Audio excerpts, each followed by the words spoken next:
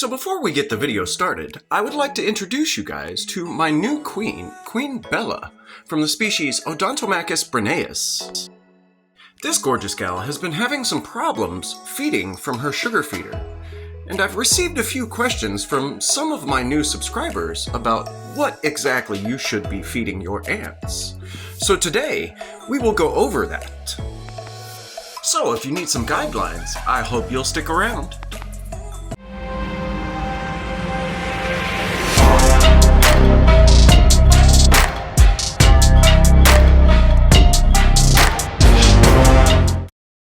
When the average person thinks about ants, they normally think about the ants that are creeping their way into their kitchen or pantry, or the ants that you would see at a picnic. And this is a great place to start for ideas on what to feed your ants. Though the ants might enjoy these foods, they are not the best foods for your ants. Some questions we should be asking while feeding. What species do I have? What is their diet? And how often should I be feeding them? So I'll give you a breakdown on some of my species and what I feed them. Pogonomyrmex, otherwise known as red harvester ants, are harvester ants. These gals like to go into nature and collect seeds. They do also eat bugs.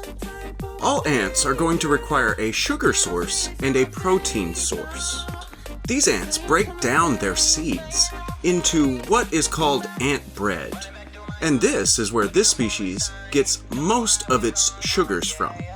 But these gals will also need a protein source to ensure that their larvae are growing properly. And the best protein source for any ant of any species is roaches. But a variety of insects will keep your colony at its healthiest. Just ensure that the insects that you are feeding are pesticide-free. The next species I have to show you are Pheidole, or bighead ants. This species also has some similarities to red harvester ants. Not only will these gals get into your picnic foods, as seen here, these gals are eating some pepperoni from a slice of pizza, but these gals will also need sweets, insect protein, and you can feed them nuts as well. These gals do go wild for peanuts, almonds, and cashews. I recommend feeding these girls a variety of crickets, roaches, peanuts, almonds, and plenty of sugars. My huge colony has done best with these foods. Next, a channel favorite, trapjaw ants, also known as Odontomachus. I haven't been able to experiment as much with their diet as I have other species. I've only had this species for about a year. But their diet should follow along the same lines as most other ants. These girls go absolutely bananas over tiny roaches and fruit flies that they can chase around. But if you're feeding a solo queen or small colony, I would recommend feeding them dead insect protein. Feeding a solo queen or small colony live insects can be very detrimental to your queen or colony. Your queen or workers could be badly injured by an insect about their size. These gals also require sugar as a treat.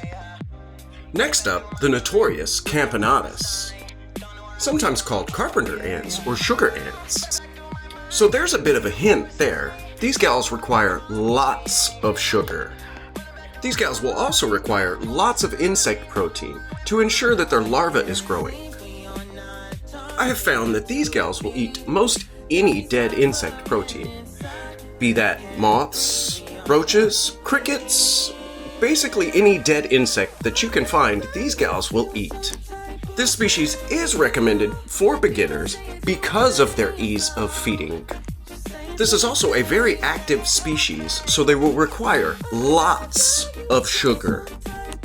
For specific recommendations on what exactly to feed your ants, I suggest joining Ant Guy 3's Discord. Thank you all so much for watching. And I will be dropping a Discord in the comments below for you guys to get better recommendations on what to feed your ants.